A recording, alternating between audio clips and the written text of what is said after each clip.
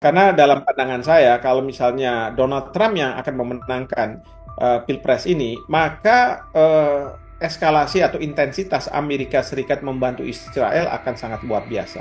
Bahkan bukannya tidak mungkin Amerika Serikat akan langsung menyerang Iran. Siapapun yang akan menjadi presiden di Amerika Serikat tidak akan ada yang berani mengambil tindakan yang tidak melindungi Israel.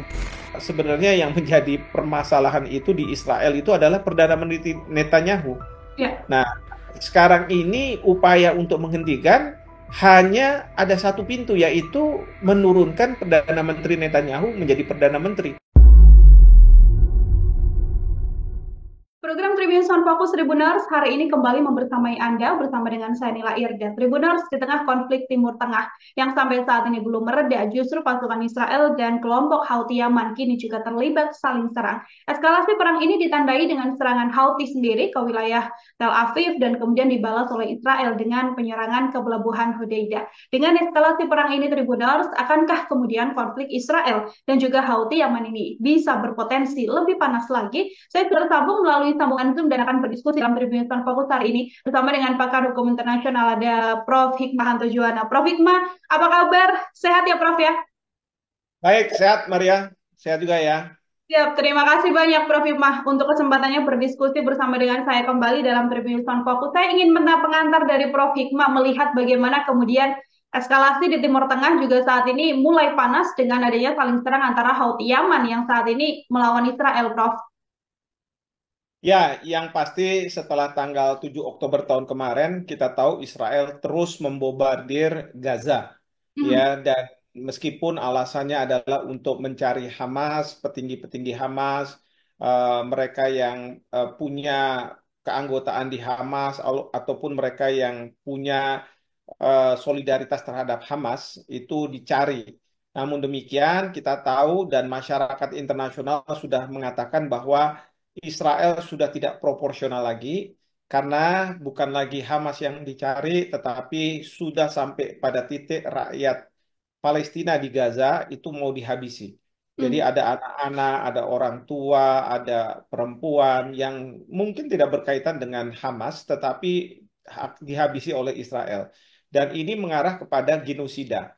Ini tidak hanya disampaikan oleh masyarakat dari negara-negara yang berpenduduk Muslim, tetapi juga mereka yang berpenduduk non-Muslim. Bahkan kita tahu mahasiswa di Amerika Serikat pun mengatakan bahwa ini sudah mengarah genosida. Hmm. Mungkin bagi Perdana Menteri Netanyahu pada saat sekarang ini, dia harus menghabisi semua. Karena apa? Israel Karena is at kalau war. misalnya dia akan We didn't membiarkan want this. anak-anak di Palestina tetap hidup, maka mereka ini yang akan menjadi potensi menjadi Hamas di masa yang akan datang, dan mungkin Netanyahu menganggap bahwa ini akan menjadi resiko bagi Israel di kemudian hari. Oleh karena itu mau dihabisi, lalu kemudian Israel akan menduduki wilayah yang selama ini diduduki oleh Hamas gitu ya, dengan Hmm. otoritasnya sehingga bisa mengendalikan. Nah, kita juga tahu bahwa dalam konteks ini Perserikatan Bangsa-Bangsa sudah eh, mengeluarkan berbagai macam resolusi, bahkan juga keputusan. Saya ambil contoh misalnya Dewan Majelis Umum PBB sudah membuat resolusi, Dewan HAM PBB juga demikian. Demikian juga dengan Dewan Keamanan Perserikatan Bangsa-Bangsa. Yang terakhir adalah sebuah resolusi yang disponsori oleh Amerika Serikat agar Israel melakukan gencatan senjata. Tapi Ya. ini pun tidak diindahkan. Dan lembaga peradilan internasional, terutama yang di bawah PBB, juga sudah mengambil tindakan-tindakan. Seperti misalnya Mahkamah Kejahatan Internasional atau International Criminal Court, dia sudah mengeluarkan surat penangkapan terhadap Benyamin Netanyahu dan para petinggi lainnya di Israel, walaupun juga termasuk dari Hamas. Dan kemudian juga baru-baru ini International Court of Justice (ICJ) hari Sabtu kemarin, maaf hari Jumat kemarin waktu Belanda, itu juga sudah advisory opinion yang intinya mengatakan bahwa pendudukan Israel di Gaza, kemudian di tepi barat dan di Yerusalem adalah ilegal Ya. Ya. begitu. Hmm. Jangan Oke. lakukan. Nah, jadi sekarang ini pertanyaannya adalah dengan berbagai hal itu, apakah Israel akan keluar dari eh, tanah yang tanah Palestina yang didudukinya? Ternyata tidak, ya. Dan Israel selalu mengatakan bahwa saya punya hak di tanah Palestina dan saya akan tetap berada di sini. Nah, dalam konteks seperti inilah negara-negara sebenarnya sudah frustrasi. Kemudian juga lembaga internasional seperti PBB pun tidak bisa melakukan banyak hal gitu ya. Nah, memang kemarin ini ada serangan dari Iran. Ya, kita tahu pada waktu itu Israel menyerang konsul Iran di Irak, lalu kemudian dilakukan pembalasan oleh Iran. Tetapi ini yang menjadi kekhawatiran adalah akan terjadinya Perang Dunia Kedua. Nah, dalam konteks seperti ini, maka sekarang ini yang saya lihat adalah ada faksi-faksi atau kelompok-kelompok tertentu di suatu negara. Misalnya di Yemen ada Houthi, Ya. di Lebanon ada Hizbullah, di Palestina sendiri ada Hamas, lalu kemudian ada juga di Irak, ya, yang mereka terafiliasi dengan Iran. Nah, Iran sekarang strateginya adalah dia tidak akan tentunya melakukan serangan secara langsung. Karena kalau misalnya dia melakukan serangan secara langsung, ini akan bisa bereskalasi menjadi Perang Dunia Ketiga. Hmm. Nah, oleh karena itu, saya menduga bahwa Iran yang sudah tidak sabar lagi melihat Israel tetap bercokol di Gaza, dia memanfaatkan kelompok-kelompok ini. Dan memang kelompok-kelompok ini adalah mereka-mereka yang menghendaki agar Israel keluar dari Gaza.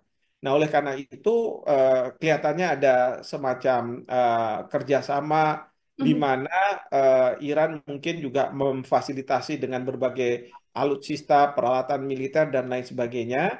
Tapi tentu tidak bisa terang-terangan dia lakukan dan ini yang digunakan oleh kelompok-kelompok dari berbagai yang ada di berbagai negara itu untuk melakukan serangan terhadap Israel. Dan baru-baru ini yang kita tahu bahwa dari Houthi menyerang Tel Aviv dan sekarang dari Israel dia juga melakukan serangan ke Yemen yang sebenarnya ditujukan ke eh, tempat yang katakanlah kelompok Houthi ini berkonsentrasi. Ya, sebelumnya juga eh, Hezbollah di Lebanon juga diserang juga oleh Israel. Jadi inilah yang terjadi karena apa? Karena kefrustrasian dari dunia ini memang harus direspon. Dan direspon dengan apa? Penggunaan kekerasan. Nah, memang kalau misalnya Iran yang melakukan, dan itu Iran sendiri yang melakukan, ini dianggap sebagai tindakan agresi dari Iran terhadap Israel. Hmm. Ya. Kalau kita masih ingat, kalau hal seperti ini terjadi terhadap Amerika Serikat, mereka akan minta resolusi Dewan Keamanan PBB. Sehingga dengan resolusi itu dia dapat mandat untuk misalnya pada waktu dulu itu ya, Irak diserang untuk keluar dari Kuwait. Ya. Nah, kemudian ketika Amerika Serikat tidak mendapatkan resolusi Dewan Keamanan PBB, dia melakukan kekerasan untuk apa namanya untuk masuk ke Irak pada waktu itu dengan membuat yang namanya Coalition of the Willing. Jadi koalisi dari negara-negara yang setuju dengan Amerika Serikat masuk ke Irak. Ya, Hmm. intinya adalah mereka tidak melakukannya secara unilateral. Nah, sekarang ini kan untuk Iran kalau dia melakukannya sendiri unilateral kan sulit. Memang kemarin ini karena dia melakukan serangan balasan terhadap Israel mungkin bisa, tapi kemudian ada kekhawatiran dunia bahwa ini akan bereskalasi menjadi Perang Dunia Ketiga, maka itu diredakan, ya. Nah, kemudian apa yang bisa dilakukan? Ya, nah sekarang ini yang saya melihat bahwa yang bisa dilakukan adalah memanfaatkan kelompok-kelompok sebagai proksi dari Iran untuk melakukan serangan ke Israel. Hmm. Israel tahu bahwa ini Iran, tetapi yang jelas Israel tidak kemudian langsung melakukan serangan ke Iran. Nah, inilah situasi yang saya melihat yang terjadi di Timur Tengah.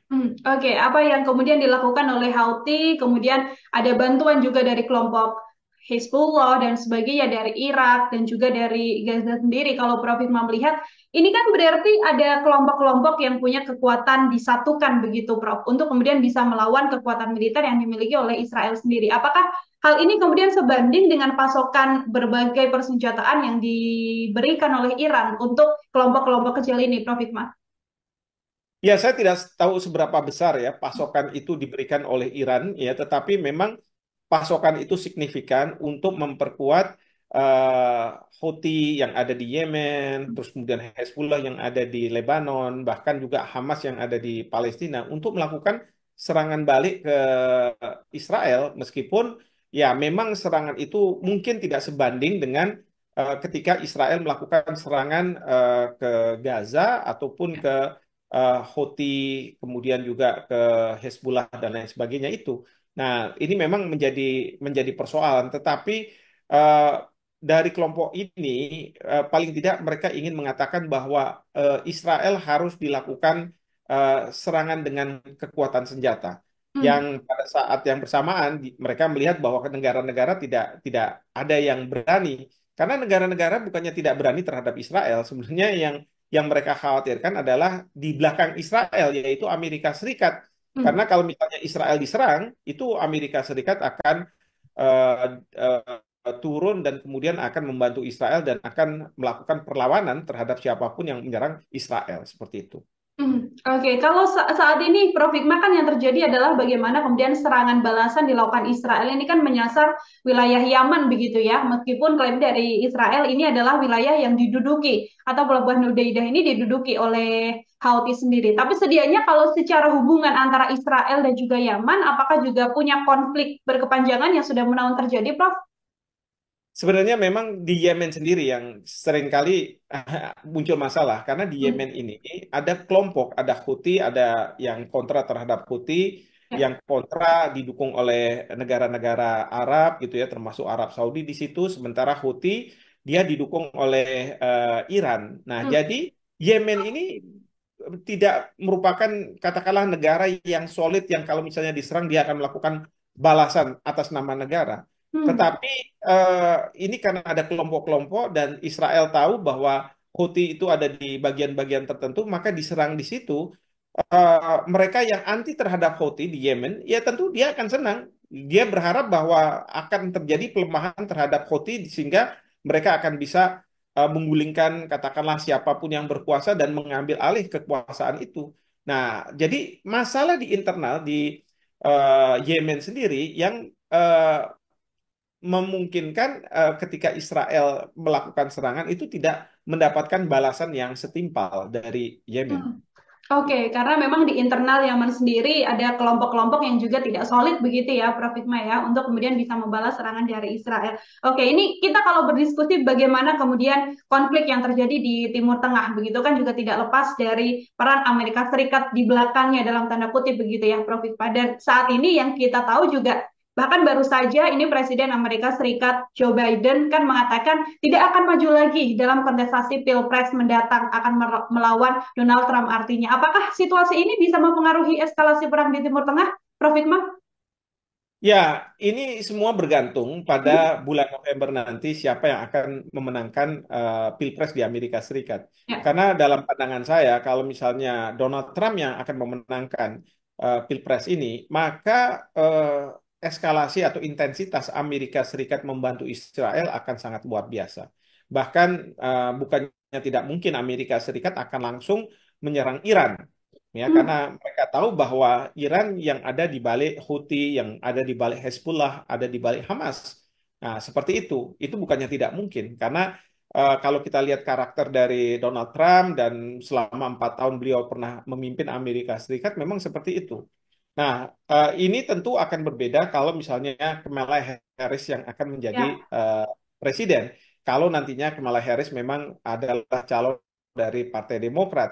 Nah, Hmm. berbeda karena apa? Mungkin Kamala Harris tidak akan sefrontal seperti Donald Trump, tetapi dia akan tetap berada di belakang Israel. Hmm. Kenapa seperti itu? Karena di Amerika Serikat, lobby Yahudi yang disebut sebagai lobby Yahudi, warga negara Amerika Serikat keturunan Yahudi atau beragama Yahudi ini eh, mereka walaupun minoritas tetapi memegang perekonomian Amerika Serikat. Hmm. Sehingga siapapun yang akan menjadi presiden di Amerika Serikat tidak akan ada yang berani mengambil tindakan yang tidak melindungi Israel. Jadi mereka harus melindungi Israel.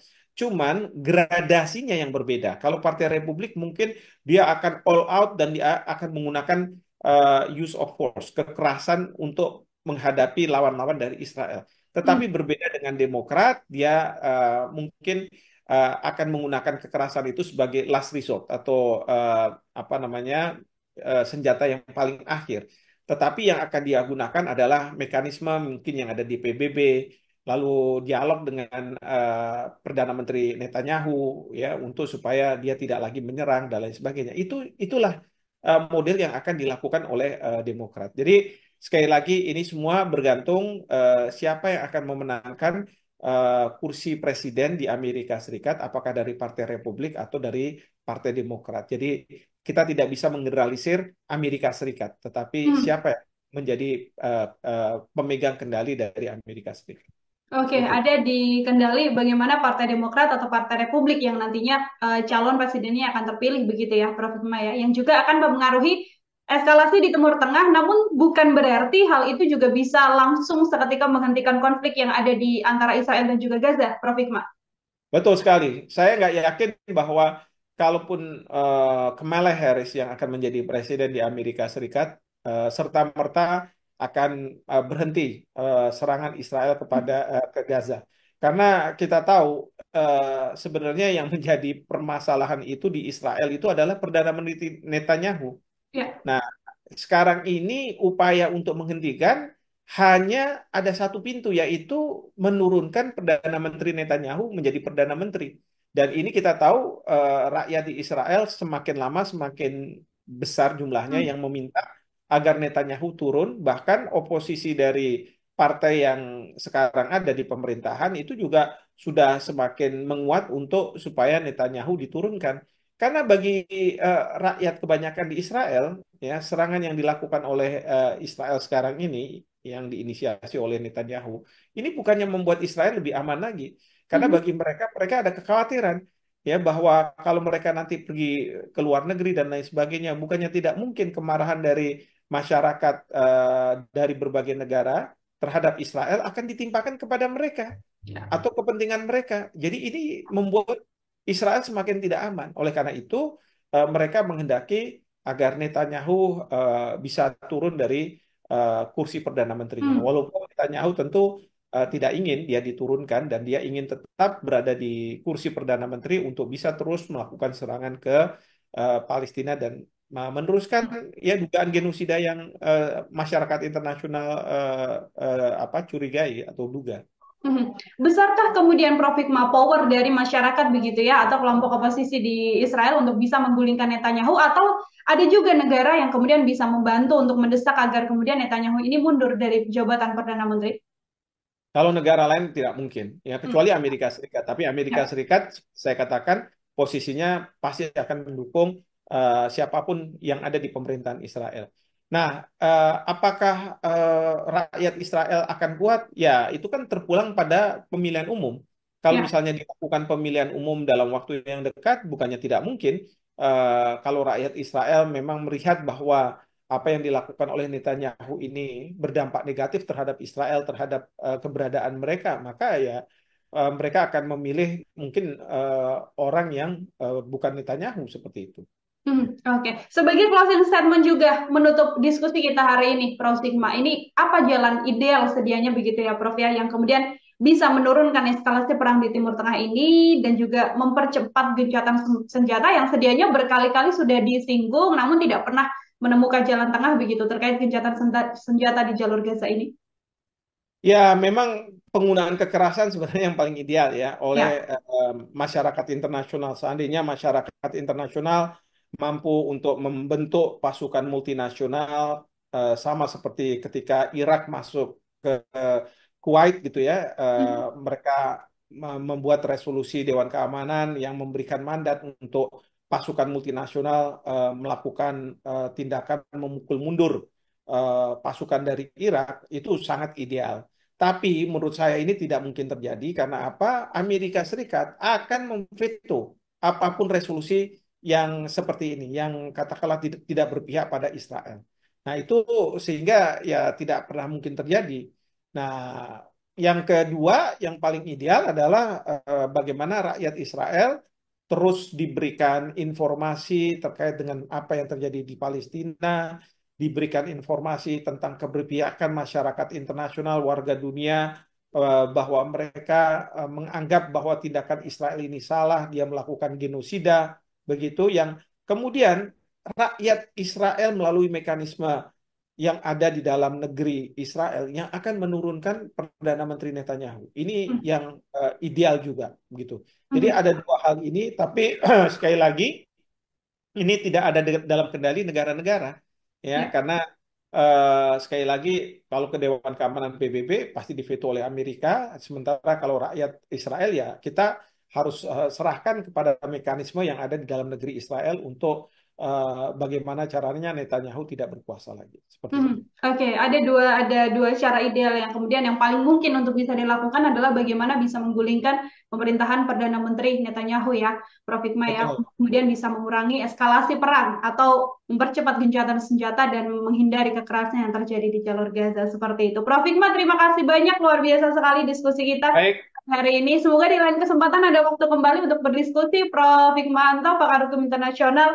Selamat beraktivitas. Selamat sore, Prof. terima Hikmah. kasih Maria, sukses selalu. Siap, terima kasih banyak Prof. Hikmahanto Juwana Tribuners dalam program Tribun Sound Focus. Nantikan obrolan saya lainnya dalam program Tribun Sound Focus bersama dengan narasumber dan juga bahasan-bahasan lain. Saya Nila Irda, pamit undur diri. Terima kasih dan sampai jumpa. Download Tribun X sekarang. Menghadirkan lokal menjadi Indonesia.